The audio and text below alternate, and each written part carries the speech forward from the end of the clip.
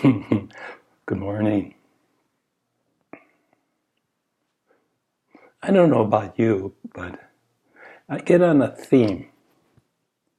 Something catches my fancy, catches my attention, and I tend to sit with it, to live with it, to be with it for a period of time.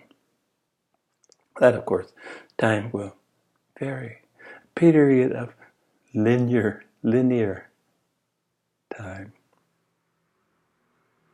And I never question, I just accept why I get a theme, why something seems to resonate for me for a certain period of time until I move on to something else, only to return most times. And this recently has been about the questioning mind. This is what words and the mind, in their best application, are meant to be. Asking questions, forming questions, looking at the nuances, examining the nuances, flipping the question. Question to the outside, questions to the inside. This is why we're given this fine tool of a mind, at least as far as my experience shows me.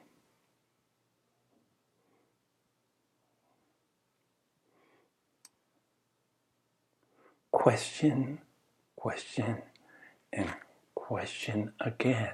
My favorite bumper sticker, after all, is question authority.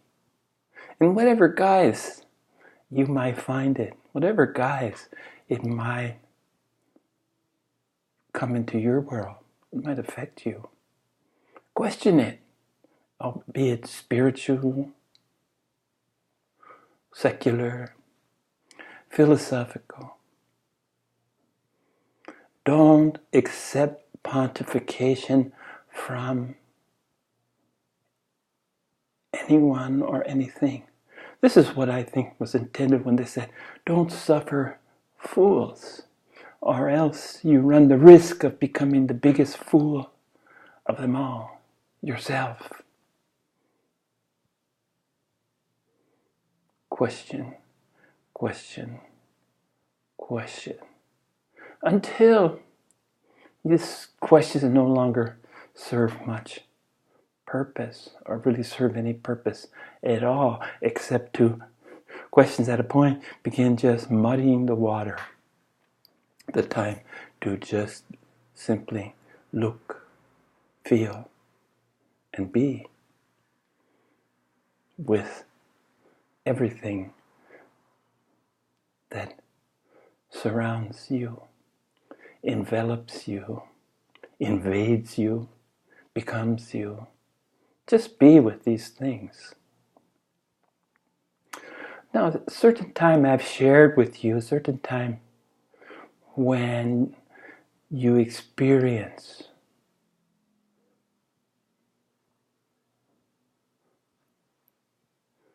information morphs into knowledge, which ultimately morphs into wisdom. Theoretically, hopefully, can become wisdom that you accept. And there's a time in the awakening period where you're exposed to everything that could be, has been, and will be known. All these things exist simultaneously. Future, past, and present are all encapsulated, enclosed, included in our experience. The potential is there in our experience of every moment that comes our way.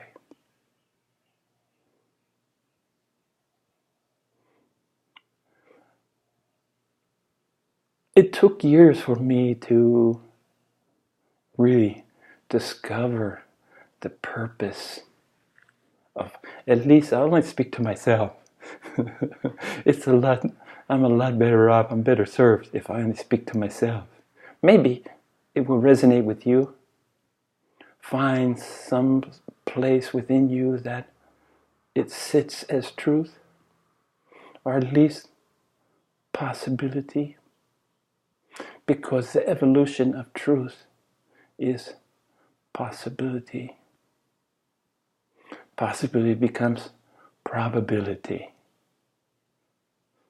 until it becomes what it truly is, simply the truth.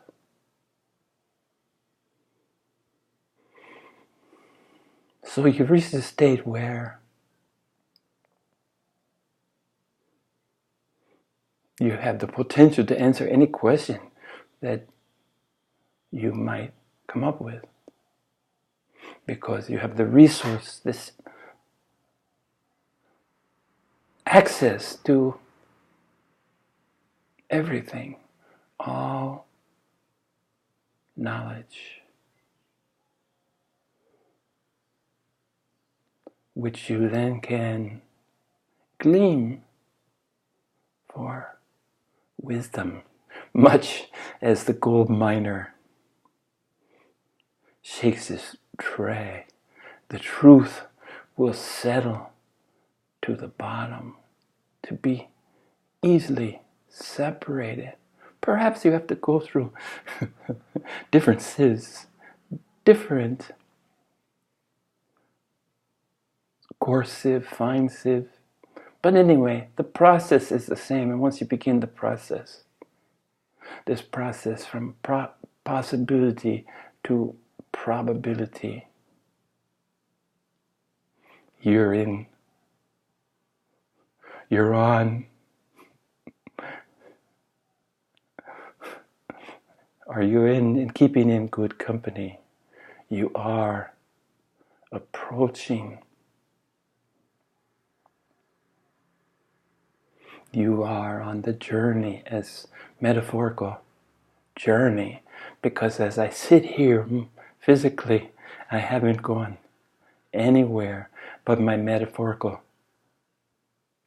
journey spans and bridges past, present, and future without leaving my stool, as it be. I'm sitting on a stool. But this lifelong fascination with the mind, the formulation of endless questioning. I came to Taiwan 22 years ago with so many questions. I'm an observer. I watch things around me. And trust me, things are done differently here. The approach is different. The parameters, the concepts, the values are different. And I wanted to know, not only noticing them was not enough, I wanted to know why. Perpetual why. And I remember a colleague who became a close friend, and she was my resource. I said, finally, I have a Taiwanese friend and I can start asking these questions. And I would inundate her with questions. And I could see that it was really easy for her to reach overwhelm. Just too much. And her grasp of English was very limited, other than a cursory level. We could talk on a very basic level, but her resource to anything deeper than a cursory conversation in English just didn't exist. And I remember one day I asked, probably the last question, the straw that broke the camel's back, I asked her a question, who knows what it was? Because I was full of them.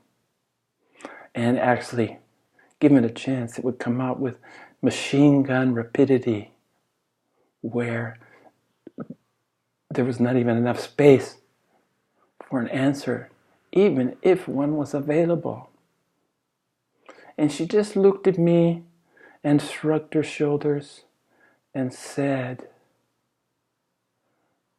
words that never have left me, words that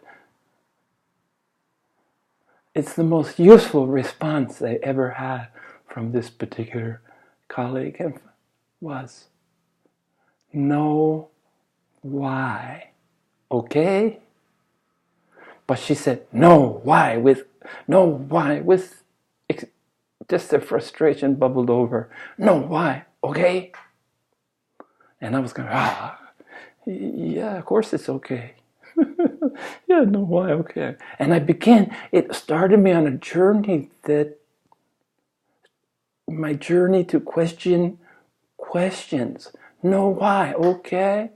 I thought every why, if you could get to the right source, the right resource, would have an answer. Just naivete, optimism. I'm not sure, but I did have unanswerable questions that were apparently the big ones. Who am I? What am I? Why am I? But I thought, where am I? How am I? The 5 W's and the 1 H. Who, why, when, where, what, and how. These are useful words to frame questions with. And trust me, I utilize them or overutilize them all. Pardon me. But this young lady gave me, in her inability, her frustration, in these simple words, know why, okay. And you know what? It was delivered harshly, but it came to be enveloping. It came to be a relief. Know why? Okay. It started the process of eroding this drive that was consuming me since forever, since I was born. As soon as I could talk, in fact, I thought the purpose of words was framing questions, asking, seeking. And to begin the process of understanding that maybe the why wasn't available to me. Maybe long term it would be, or maybe it wouldn't be. But it was about getting a sense of peace and beginning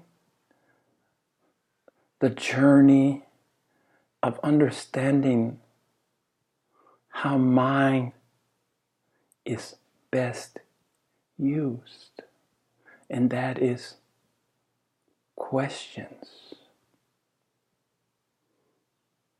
And this relaxation made it possible, I believe, set the stage for a much later, 15-year later, experience of accessing,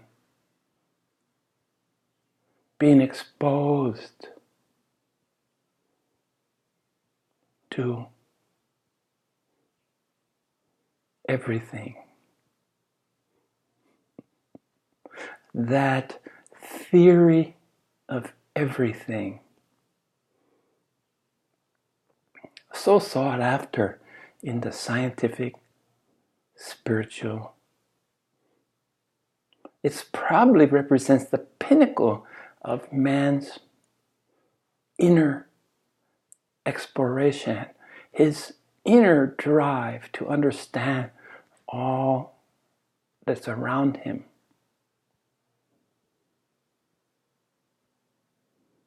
The theory of everything. Well, if you've been exposed to everything that could be, will be, and has been said, thought, felt, touched,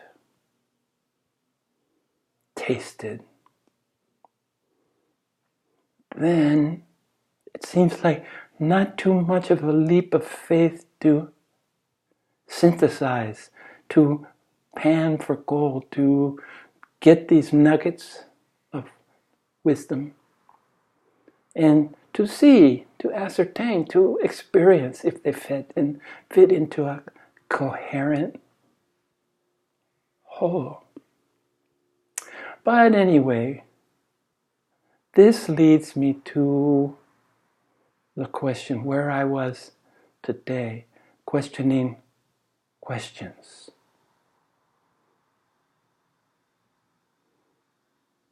And a question that still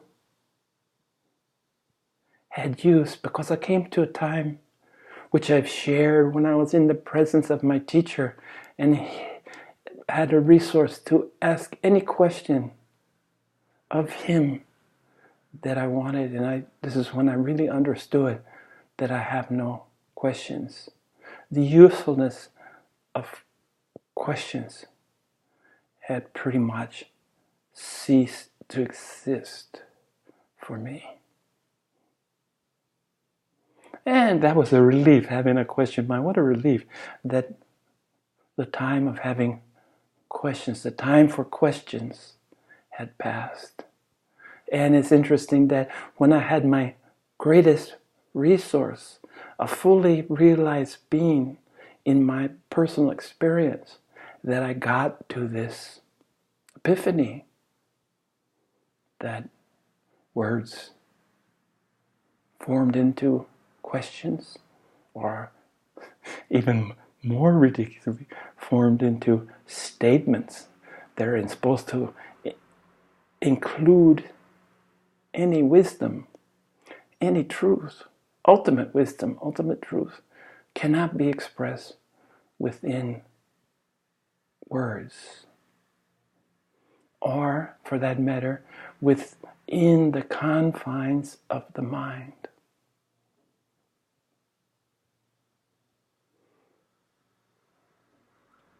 But one question kind of percolated up and through everything else. And it continued to have a purpose. But it was a very personal question, self-directed, contained within itself. Never once have I spoken this question to anyone else. And I'm beginning to think, the trickster in me, think that there might be one person that it might be fun, who might get it. I might ask him soon, we'll see. But this question is, who do you think you are today? Who do you think you are today? Now, this doesn't fail to bring a smile to my face. A chuckle. Who do you think you are today? And if you look at the most common use, it's more like, who do you think you are? It's to express content. Who do you think you are? But I use it in a, who do you think you are? Same words, same question. It's the process of reframing it. But I think most importantly, it's the purpose of the statement is to ask myself so that I can take the pulse. take a look. Who do I think I am today? And whoever I think I am, just by the use of that word think, relegates this to the realm of nonsensical. It's become my koan in the Rinzai Zen tradition that I was so deeply steeped for so many years, which continues, by the way, to not be without its usefulness. You heard that? Continues, by the way, to not be without its usefulness. Isn't that a funny way to frame that? To look at that? Who do you think you are today? And I might turn around, I haven't ever done this, but I might turn around to look at whoever may be still with me 20 minutes into this diatribe. Who do you think you are today? And do you think who you think you are tomorrow will be different than today? Or do you know, do you guess that who you thought you were yesterday, if you can remember who you thought you were yesterday, is the same as who you think you are today? And does it even matter? But as I said, a koan is a unsolvable, unanswerable puzzle designed to help you experience the limitation of the mind, of words, of language. There's no answer that would be totally accepted by the Roshi, by the monk who posed such a question to you. It's only demonstrable through your behavior, through your being. And if I go back to my elderly Korean Zen monk that impacted me, even though I spent less than 2 hours in a fairly large, couple hundred group of people listening to him as he wandered around the room. Who do you think you are today? If he asked me this question, I know that the only acceptable answer for him would be, don't know. And that still echoed, don't know. Don't know. Completely aware that the traditional, the expected I that begins that question is obviously, purposefully missing. Don't know. And this will always elicit a smile, because when I do ask myself, who do you think you are today?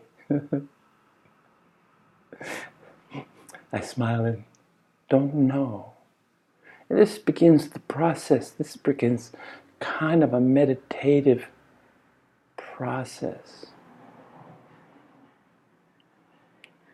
I was just listening to Ram Dass, like an ex-Harvard professor, turn to the inner work instead of his academic work, who said that meditative, just as enlightenment, has been pretty much muddied, convoluted as a concept. So he preferred contemplation to meditation.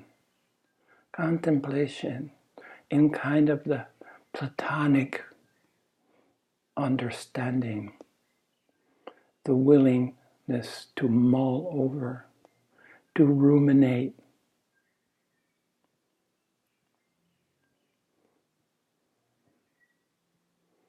And I too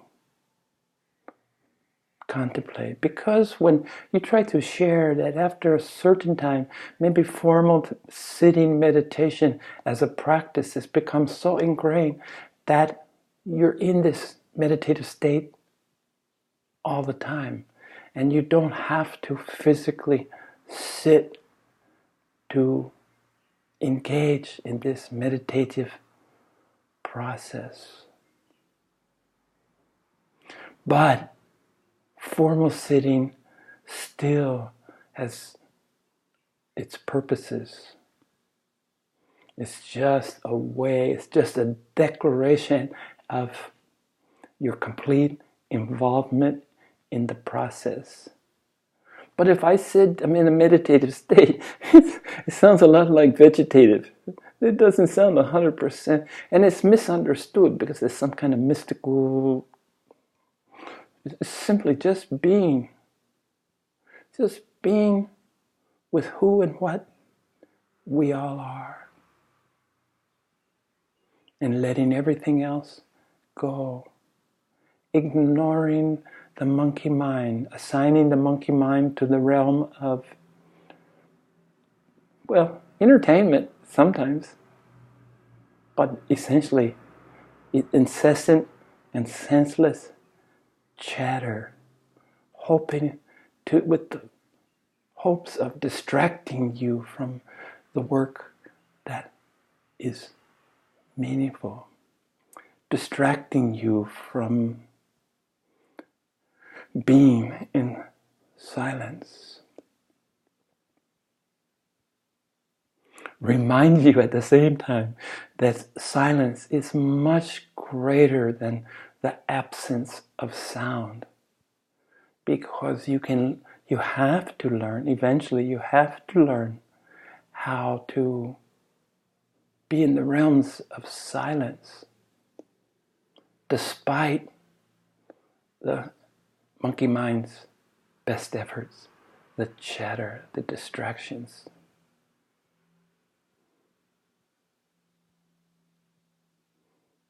So if I said I'm in a contemplative state 24/7, somehow it doesn't have the baggage that meditative state may have. And maybe it doesn't serve to separate or divide you or give any credence whatsoever that by maintaining this state, it makes you somehow superior or better than the rest. You have to embrace the ordinariness of yourself first and foremost. And then you see the ordinariness in everyone else. And ordinariness not in the sense of mundane experience, but ordinary in the sense of its inclusiveness, its wholeness, its encompassing, it's inclusive,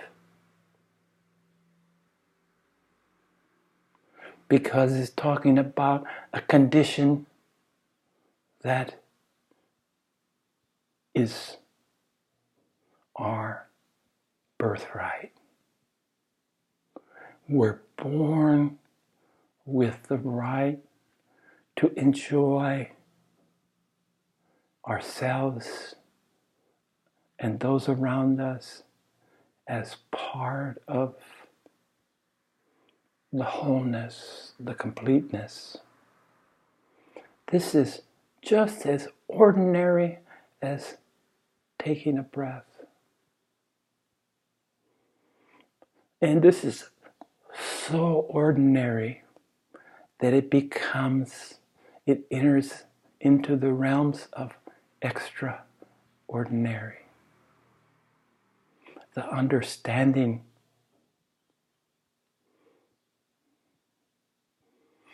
the final death tolls of the last semblance of your ego, spiritual ego, the subtlest, and perhaps, and for sure, the most dangerous is when your ego flares up in the guise of spirituality. I'm special. No, I'm not. I'm ordinary. So, there we go. The answer for me is in the question, who do you think you are today? And I know I'm ordinary. And I know my wish of wishes, my hope of hope is that everyone can discover their own ordinariness. This is truly extraordinary. It's the hope. It's what I hold on to every day. If I have indeed any responsibility to anyone, it's that I maintain my state of ordinariness. Encourage others, perhaps share with others, but most importantly, demonstrate through my daily experience that the beauty of sublime ordinariness. So again, my question, who do you think you are today? Serves to remind me of my ultimate purpose,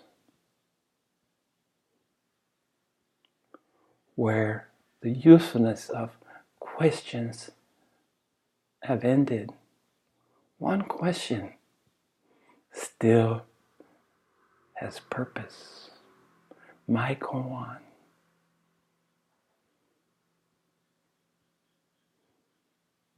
And I can only suspect, anticipate, ponder, reflect, contemplate that this question will never cease to be of import for me.